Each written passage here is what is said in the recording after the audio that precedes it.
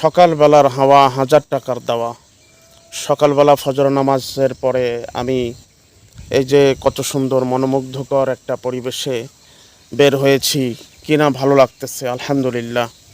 আল্লাহ পাকের অশেষ বড় মেহেরবানি যে আল্লাহ তাআলা সকালের হাওয়াটা এত সুন্দর মনোরম করেন, যেটা মানবদেহের জন্য অত্যন্ত একটা সুন্দর পরিবেশ এবং খুব মজাদার একটা সময়, এবং এই সময়টা অত্যন্ত একটা দামি একটা সময়।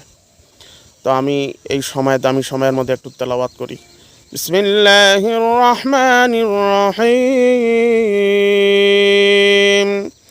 ইয়া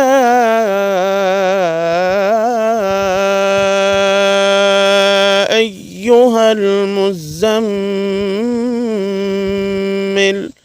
কুমিল লাইলা ইল্লা قليلا نصفه